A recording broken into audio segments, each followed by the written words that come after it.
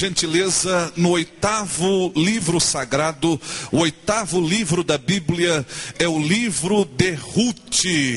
Quantos podem ver Jesus nos 66 livros da Bíblia? Jesus está em todos os livros da Bíblia. No Gênesis, ele é o começo de todas as coisas. No Êxodo, ele é o nosso escape e a nossa saída. Em Levítico, ele é o sacrifício perfeito. Em Números, ele é a rocha de Meribá. Em Deuteronômio, ele é a lei. Em Josué, ele é o libertador. Em Juízes, ele é o juiz por excelência. E no livro de Ruth, ele é o resgatador, é o remidor das nossas vidas. Livro de Ruth, capítulo de número 1. Eu gostaria de vos mencionar o versículo de número 16. Eu gostaria de chamar a sua atenção e quero pedir para que você maximize a sua atenção para a palavra que Deus terá para nós esta noite. Quantos vieram para ouvir a voz de Deus? Capítulo 1 do livro de Ruth é o 8º livro, seguindo a ordem que já mencionei, capítulo 1 e versículo 16. Disse, porém, Ruth: não me instes para que te abandone e deixe de seguir-te, porque aonde quer que tu fores, irei eu, e onde quer que pousares, ali pousarei eu. O teu povo é o meu povo, o teu Deus é o meu Deus. Será que você pode dar esta palavra profética a quem está perto de você? Diga: o seu povo é o meu povo, o teu Deus é o meu Deus. Aleluia! Quem faz parte deste povo e quem tem Jeová como este Deus, levante a mão para eu ver você. Senhor Deus, a tua palavra acaba de ser lida, mencionada e referida nesta tribuna. E eu peço que venha sobre a minha vida a inspiração e sobretudo a revelação da tua palavra. Eu profetizo na minha vida e na vida deste povo que te assiste em adoração nesta casa. Nós sairemos daqui mais ungidos e mais abençoados do que aqui nós chegamos. E todos que confirmam esta oração, diga amém, Jesus. Pode sentar dando glórias para Jesus. Aleluia. Eu estava pedindo a Deus uma temática, uma mensagem para falar aos senhores aqui esta noite. E Deus me deu uma frase e eu quero usá-la nesta noite como tema central desta mensagem. Quando tudo parece estar perdido, Deus escreve uma nova história. Vamos dizer esta frase por gentileza? Quando tudo parece estar perdido, Deus escreve uma nova história. Quantos acreditam que Deus fará de você uma folha em branco para escrever uma nova história de vitória?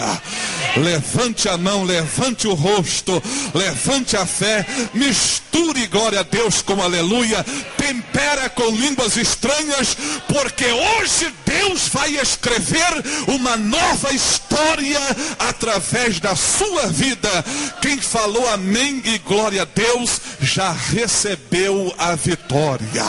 Aleluia, aleluia.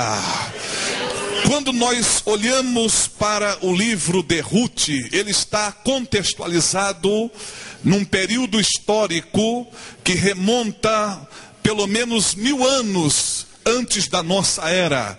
O livro de Ruth, quando nós lemos em especial o versículo de número 1, quando o escritor sagrado de Deus introduz esta história bíblica, esta história sagrada, falando, iniciando o livro de Ruth, ele começa dizendo: nos tempos em que os juízes julgavam sobre a terra. E quando nós olhamos esta expressão, nós já temos a data da referência deste livro.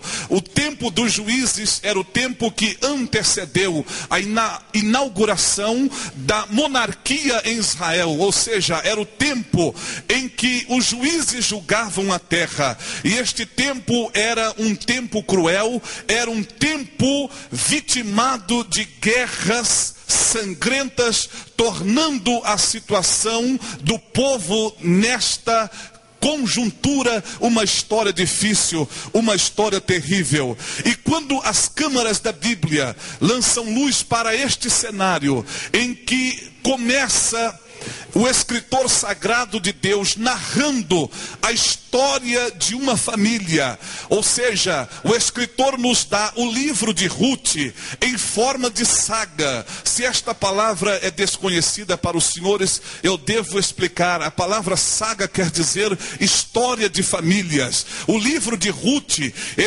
ele narra a história de uma família, e muito especificamente sobre a família de Elimeleque, que era de Belém de Judá. E esta família, ela imigra das terras de Belém de Judá e vai peregrinar, afugentado pela fome e pela crise de Belém. Esta família vai até as terras de Moabe, buscando socorro, buscando subterfúgio e buscando refúgio na terra.